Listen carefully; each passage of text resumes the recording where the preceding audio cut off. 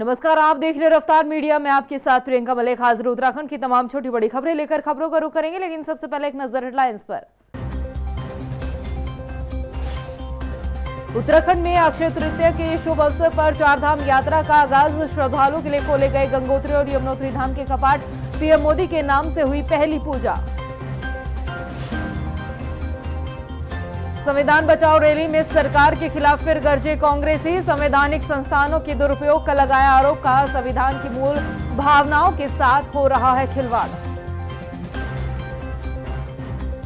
उत्तराखंड कांग्रेस से प्रभारी कुमारी शैलजा ने बनाई दूरी। संविधान बचाओ रैली में प्रदेश प्रभारी की गैर मौजूदगी पर भी उठे सवाल। कांग्रेसी अब दे रहे गोलमोल जवाब। और पिछले साल 31 जुलाई को केदार घाटी में आई आपदा के बाद से आज भी कई लोग हैं लापता। अपनों की तलाश में दर दर भटक रहे परिजन सरकार से लगा रहे मदद की गुहार।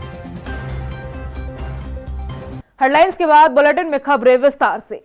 विश्व प्रसिद्ध चारधाम यात्रा की आज से शुरुआत हो गई है। चारों धामों में से गंगोत्री और यमुनोत्री धाम के कपाट पूरे विधि विधान के साथ खोले गए हैं। उत्तराखंड के सीएम पुष्कर सिंह धामी समेत हजारों श्रद्धालु इस भव्य पल के साक्षी बने, तो वहीं पीएम मोदी के नाम से पहली पूजा की गई। ये रिपोर्ट देखिए। चारधाम यात्रा की हुई शुरुआत। गंगोत्री और यमुनोत्री धाम के खुले कपाट। बड़ी संख्या में श्रद्धालु पहुंचे द्वार। पूरे साल भर लोगों को चारधाम यात्रा के शुरू होने का इंतजार रहता है और आज यात्रियों का ये इंतजार खत्म हुआ, क्योंकि विश्व प्रसिद्ध चारधाम यात्रा का आगाज हो चुका है। उत्तराखंड के चार धामों में से 2 धाम गंगोत्री और यमुनोत्री के कपाट पूरे विधि विधान के साथ खोले गए। आज 30 अप्रैल अक्षय तृतीया के दिन पवित्र चारधाम यात्रा की शुरुआत हो चुकी है और अगले 6 महीने तक चारधाम यात्रा जारी रहेगी। बता दें कि सुबह 10:30 पर गंगोत्री धाम के कपाट खोले गए, तो वहीं सुबह 11:50 पर यमुनोत्री धाम के कपाट खोले गए। उत्तराखंड के मुख्यमंत्री पुष्कर सिंह धामी समेत हजारों श्रद्धालु इस पल के साक्षी बने। आज बहुत शुभ दिन है, अक्षय तृतीया भी है। मैं अक्षय तृतीया की भी सभी को बधाई देता हूं और इस शुभ घड़ी में आज से चारधाम यात्रा का शुभारंभ हो गया है।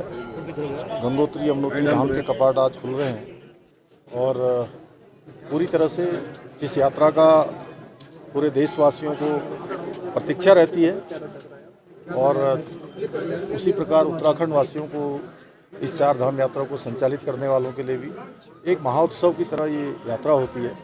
सभी तैयारियां पूरी हो गई हैं। सभी प्रकार से आने वाले जो तीर्थयात्री हैं, श्रद्धालु हैं, उनकी यात्रा सुरक्षित हो, सुगम हो, सरल हो, बिना किसी परेशानी के हो, उसके सारे प्रबंध यहाँ पर किए गए हैं। गंगोत्री और यमुनोत्री धाम के बाद 2 मई को सुबह 7 बजे श्रद्धालुओं के लिए केदारनाथ धाम के कपाट खोले जाएंगे। केदारनाथ धाम चारधाम यात्रा का तीसरा पड़ाव है, जो भगवान शिव को समर्पित है। वहीं 4 मई 2025 को बद्रीनाथ धाम के कपाट खोले जाएंगे। बद्रीनाथ धाम इस यात्रा का चौथा और अंतिम पड़ाव होता है। बद्रीनाथ धाम में भगवान नारायण के दर्शन कर यात्रा पूरी होती है। वहीं इस बार चारधाम यात्रा को लेकर शासन प्रशासन ने भी तैयारी पुख्ता की है, ताकि किसी भी श्रद्धालु को कोई परेशानी ना हो सके। रफ्तार मीडिया के लिए देहरादून से ब्यूरो रिपोर्ट। उत्तराखंड कांग्रेस ने आज देहरादून में संविधान बचाओ रैली निकाली, जिसमें कांग्रेस के तमाम दिग्गज नेता एक साथ मौजूद रहे और सरकार के खिलाफ आवाज को मुखर किया। कांग्रेस नेताओं का कहना है कि संविधान खतरे में है और इसे बचाने के लिए जनता को एकजुट करने का प्रयास कांग्रेस कर रही है। वरिष्ठ नेता सचिन पायलट ने कहा कि देश में भाजपा संवैधानिक संस्थानों का दुरुपयोग कर संविधान की मूल भावनाओं के साथ खिलवाड़ कर रही है। आपको बता दें कि रैली के दौरान पार्टी के वरिष्ठ नेता सचिन पायलट, पूर्व मुख्यमंत्री हरीश रावत, नेता प्रतिपक्ष यशपाल आर्य समेत तमाम दिग्गज नेता मौजूद रहे। संविधान की मूल भावना के विरुद्ध काम कर रही है, जो संविधान की मूल भावना से खिलवाड़ कर रही है।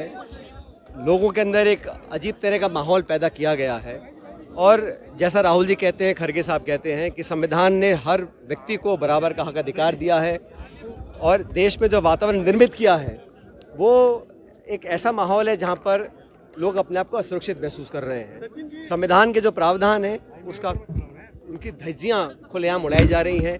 संवैधानिक संस्थाओं को लगातार नीतिगत तरीके से खोखला करने का काम किया जा रहा है। 70 सालों में ऐसा कभी नहीं हुआ और हम लोगों ने हमेशा संविधान को पोषित करने का काम किया। भाजपा की जो विचारधारा है उसमें संविधान के खिलाफ लगातार काम हो रहा है। सरकार अपनी एजेंसीज का दुरुपयोग कर रही है। निर्वाचन आयोग को निष्पक्ष उन्होंने छोड़ा नहीं है। सीबीआई का, ईडी का, इनकम टैक्स का, तमाम एजेंसीज का दुरुपयोग कर कर विपक्ष के लोगों पर प्रहार कर कर उनका मनोबल कमजोर करने का काम कर रही है।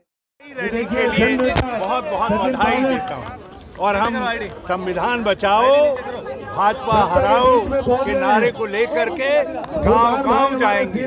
इसके बाद जिलों में रैली करेंगे, फिर विधानसभा क्षेत्रों में रैली करेंगे और अब आने वाले दिनों में आप हमको निरंतर संघर्ष के रास्ते पे देखेंगे। देहरादून में कांग्रेस ने संविधान बचाओ रैली की, जिसमें पार्टी के बड़े नेता शामिल हुए और सत्ता पक्ष को घेरने के लिए अपना शक्ति प्रदर्शन किया। लेकिन हैरानी की बात तो यह है कि उत्तराखंड कांग्रेस की जिम्मेदारी संभालने वाली प्रभारी शैलजा इस रैली से भी नदारद दिखी। कांग्रेस की संविधान बचाओ रैली में कुमारी शैलजा को भी शामिल होना था, लेकिन उनकी इस रैली से दूरी को लेकर अब कई सवाल खड़े किए जा रहे हैं। रिपोर्ट देखिए।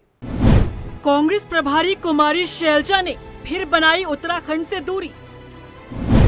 कांग्रेस के संविधान बचाओ रैली में नहीं पहुंची प्रभारी। शैलजा की ऐसी क्या मजबूरी। ये तस्वीरें हैं देहरादून की, जहां कांग्रेस ने संविधान बचाओ रैली का आयोजन किया। यहां मंच पर उत्तराखंड कांग्रेस के तमाम बड़े नेता आपको नजर आ जाएंगे। बड़ी संख्या में कार्यकर्ता भी इस रैली का हिस्सा बने। लेकिन बड़ी हैरानी की बात है कि जिनके कंधों पर उत्तराखंड कांग्रेस की जिम्मेदारी है, वही इस रैली से नदारद दिखे। हम बात कर रहे हैं उत्तराखंड कांग्रेस प्रभारी कुमारी शैलजा की, जिन्हें इस रैली का हिस्सा बनने के लिए देहरादून पहुंचना था, लेकिन वो इस रैली में शामिल ही नहीं हुई। वो उत्तराखंड पहुंची ही नहीं। यहाँ तक कि मंच पर लगे इस पोस्टर पर भी कुमारी शैलजा की तस्वीर लगाई गई है। लेकिन प्रभारी ने एक बार फिर उत्तराखंड से दूरी बना ली है। देखिए, उन्हें और भी जिम्मेदारियां दी गई हैं। ऑल इंडिया कांग्रेस कमेटी के अध्यक्ष आदरणीय खड़गे साहब ने सचिन पायलट जी को उत्तराखंड की इस संविधान बचाओ रैली में उद्घोष करने के लिए, उद्बोधन करने के लिए यहाँ भेजा है और जो उन्होंने यहाँ पर अपनी भावनाएं व्यक्त की हैं। शैलजा जी कोई विशेष कारण थी जिस वजह से नहीं आ पाई, अन्यथा वो जरूर आती। कोई दूरी नहीं है। कांग्रेस का एक एक नेता हर राज्य के लिए पूरी तरीके से समर्पित है। शैलजा जी हमारी प्रभारी हैं और देश की वरिष्ठतम नेताओं में से एक है। हैरानी होगी आपको ये जानकर कि कुमारी शैलजा को उत्तराखंड कांग्रेस का जब से प्रभारी बनाया गया, तब से सिर्फ 2024 लोकसभा चुनाव में ही 2 से 3 बार वो उत्तराखंड पहुंची। इसके बाद 2 उपचुनाव हुए, उसमें भी कुमारी शैलजा कोई एक्टिव नजर नहीं आई। उत्तराखंड में उन्होंने एक बार भी हाजिरी नहीं लगाई। ऐसे में समझा जा सकता है कि अपनी सियासी जमीन को तलाशती कांग्रेस खुद को मजबूत करने के लिए रणनीति तो बनाती है, लेकिन पार्टी के नेता ही इस पर अमल नहीं कर पाते। सोचिए, प्रभारी के कंधों पर राज्य में पार्टी को मजबूत करने की जिम्मेदारी होती है और कुमारी शैलजा को तो ऐसी पार्टी की जिम्मेदारी दी गई है जिसे खूब मेहनत करने की जरूरत है। 2017 के बाद से ही लगातार उत्तराखंड में कांग्रेस को हार का सामना करना पड़ रहा है। बावजूद इसके पार्टी ना तो एक्टिव मोड में दिखती है और ना ही पार्टी के नेता। हालांकि कांग्रेस प्रदेश प्रभारी और पीसीसी के बीच की तल्खी भी किसी से छिपी नहीं है। उपचुनाव में पर्यवेक्षकों द्वारा तैयार की गई उम्मीदवारों की लिस्ट को लेकर करण माहरा और कुमारी शैलजा के बीच अनबन की तस्वीरें भी सामने आई थी। हालांकि जब कांग्रेस से मनमुटाव और तल्खी को लेकर सवाल किया जाता है तो पार्टी ऑल इज वेल बताती है, लेकिन हकीकत भी किसी से छिपी नहीं है। अब शैलजा की ये दूरी कांग्रेस पर कितना असर डालती है, ये देखने वाली बात होगी। रफ्तार मीडिया के लिए देहरादून से सुशांत सिंह के साथ ब्यूरो रिपोर्ट। पिछले साल 31 जुलाई को केदार घाटी में आई आपदा के बाद से आज तक कई लोग लापता है। हालांकि प्रशासन जो खोए हुए लोग हैं उनको ढूंढने के लिए कवायद करती हुई नजर आती है, लेकिन अपनों की तलाश में परिजन सरकारी दफ्तरों के चक्कर काट रहे हैं। ऐसे ही लापता 2 युवकों के परिजनों ने राजधानी देहरादून पहुंचकर अपने खोए हुए लोगों की तलाश के लिए न्याय की गुहार लगाई है, जिसे लेकर आपदा प्रबंधन सचिव विनोद कुमार सुमन ने कहा है कि जिला प्रशासन से भी रिपोर्ट मांगी गई है, उसी के आधार पर आगे की कार्रवाई की जाएगी।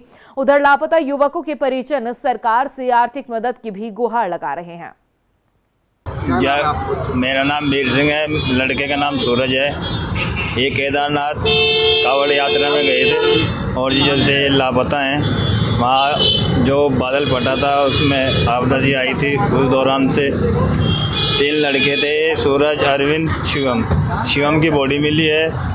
अरविंद और सूरज आज तक इनका कोई पता नहीं है, ना ही कोई पुलिस कार्रवाई कर रही, ना कोई सुनाई हो रही हमारी। हम आज शिवम के यहाँ भी आए थे, यहाँ भी कोई हमारे को रिस्पॉन्स नहीं मिला। इन पे 2 बच्चे हैं, बीवी है, हमारे पास कोई खेती बाड़ी या कोई नौकरी कुछ नहीं है, ना पैसा है। उसके लिए जो भी कार्रवाई हम लोग कर रहे हैं, अभी कुछ लोगों के परिजन हमसे मिले थे। उनका ये कहना था कि उनके परिजन ऐसे ऐसे आपदा में गायब हो गए थे। उसमें पहले ही पुलिस ने रिपोर्ट दर्ज कर लिया था। अब आगे की कार्रवाई के लिए जिलाधिकारी को पत्र भेजा गया है।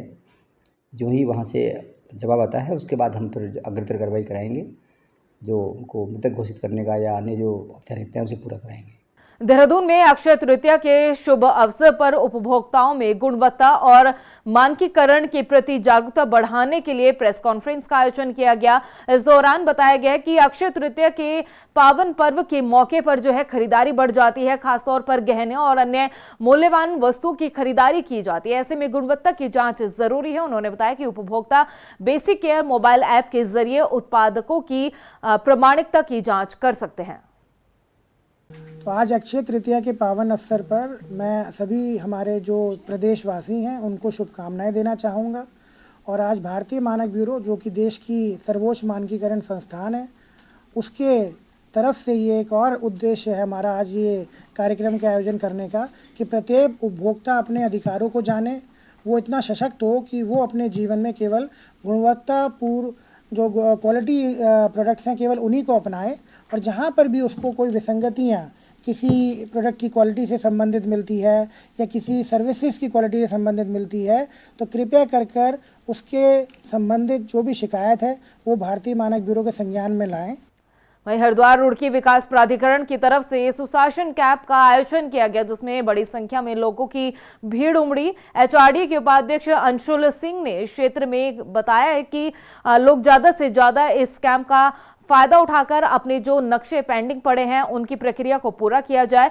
इसके साथ ही उन्होंने ये भी बताया है कि कई लोगों से दस्तावेज मांगे गए हैं और अपने नक्शों को पारदर्शिता के साथ स्वीकृत कराने की भी बात यहां पर कही गई है।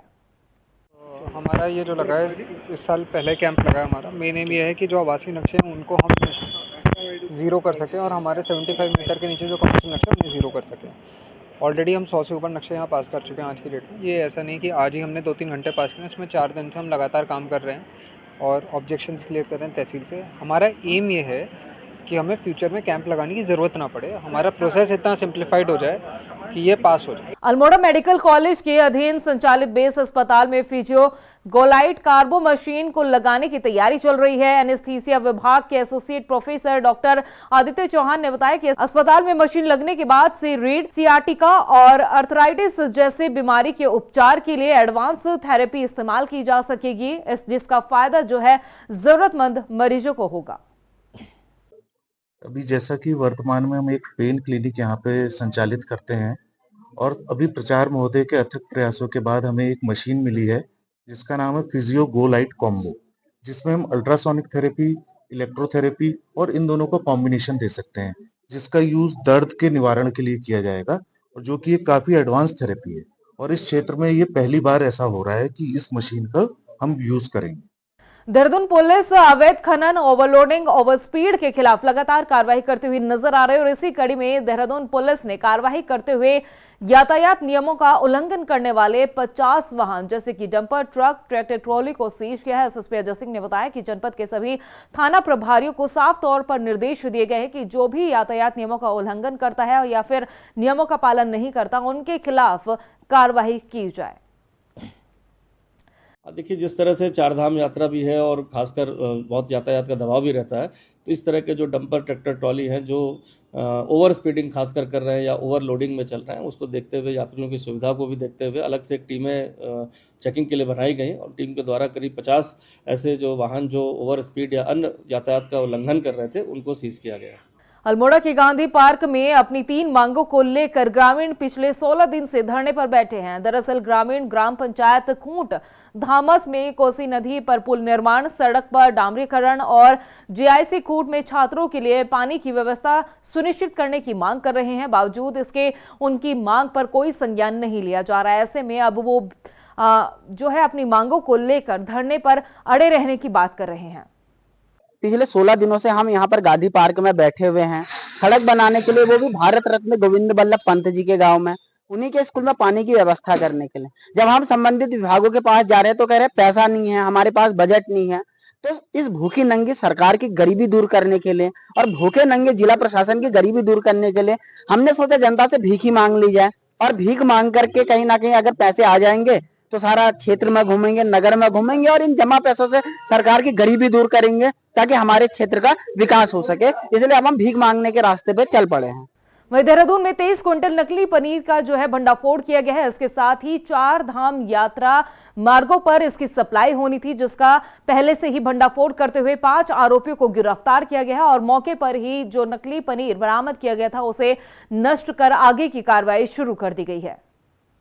गोपनीय सूचना प्राप्त हुई थी कि सहारनपुर से मिलावटी पनीर जो है यहाँ सप्लाई होने का आएगा, जहाँ पर विभिन्न ढाबे होटलों में भी इसको सप्लाई किया जाएगा। इसको देखते हुए टीम लगाई गई थी और इसमें मौके से जब इनकी एक गाड़ी को चेक किया गया तो उसमें मौके पर 2 लोग को इसमें पकड़ा गया, जिनसे जो है मिलावटी पनीर बरामद हुआ था।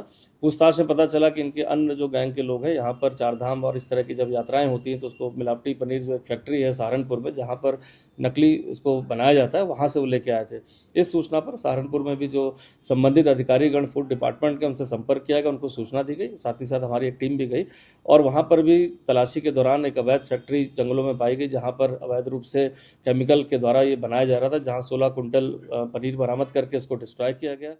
उधर नारसन में टिकोला गांव के ग्रामीणों ने ब्लॉक प्रमुख कोमल देवी और उनके ससुर कविंद्र के खिलाफ जो है गंभीर आरोप लगाया। ग्रामीणों का कहना है कि ब्लॉक प्रमुख कोमल देवी के बदले सारा कार्यभार जो है उनके ससुर देखते हैं, जो कि नियमों के खिलाफ है। उन्होंने बताया कि टिकोला गांव में ब्लॉक प्रमुख ने तालाब की जमीन पर अपना मकान बनाया हुआ है, जिसकी पुष्टि सूचना के अधिकार में हुई है। ऐसे में अब ग्रामीण कार्रवाई की मांग कर रहे हैं। प्रमुख को भी केवल काम दिया जाता है, उनमें इनका साझा है, एक तरह से पार्टनरशिप है उनके लोग। आपने टैक्स की चोरी का भी बताया है। इन्होंने टैक्स चोरी भी कर रखी है। इन्होंने जितने जेफ खनन के जो जे फार्म होते हैं वे सब बोगस पर हैं, 2-4 सब बोगस है, जिसकी इसकी निरीक्षक खनन की आदेश आ चुका है, उसकी जांच बैठी हुई है। उधर रुद्रपुर के पीएम श्री जवाहर नवोदय विद्यालय में वार्षिक उत्सव मनाया गया, जिसमें बच्चों ने रंगारंग कार्यक्रम प्रस्तुत कर दर्शकों का दिल मोह लिया। वहीं कार्यक्रम में आए जिलाधिकारी नितिन सिंह भदौरिया ने कहा कि छात्र छात्रों की उन्होंने हौसला अफजाई करते हुए भविष्य के लिए उन्हें शुभकामनाएं दी है। प्रदेश की खबरों में इतना ही, फिर हाजिर होंगे कुछ और खास खबरों के साथ। तब तक के लिए मुझे दे इजाजत, लेकिन जाने से पहले एक नजर हेडलाइंस पर। नमस्कार। उत्तराखंड में अक्षय तृतीया के शुभ अवसर पर 4 धाम यात्रा का आगाज। श्रद्धालुओं के लिए खोले गए गंगोत्री और यमुनोत्री धाम के कपाट। पीएम मोदी के नाम से हुई पहली पूजा। संविधान बचाओ रैली में सरकार के खिलाफ फिर गरजे कांग्रेसी। संवैधानिक संस्थानों के दुरुपयोग का लगाया आरोप, कहा संविधान की मूल भावनाओं के साथ हो रहा है खिलवाड़। उत्तराखंड कांग्रेस से प्रभारी कुमारी शैलजा ने बनाई दूरी। संविधान बचाओ रैली में प्रदेश प्रभारी की गैर मौजूदगी पर भी उठे सवाल। कांग्रेसी अब दे रहे गोलमोल जवाब। और पिछले साल 31 जुलाई को केदार घाटी में आई आपदा के बाद से आज भी कई लोग हैं लापता। अपनों की तलाश में दर दर भटक रहे परिजन सरकार से लगा रहे मदद की गुहार।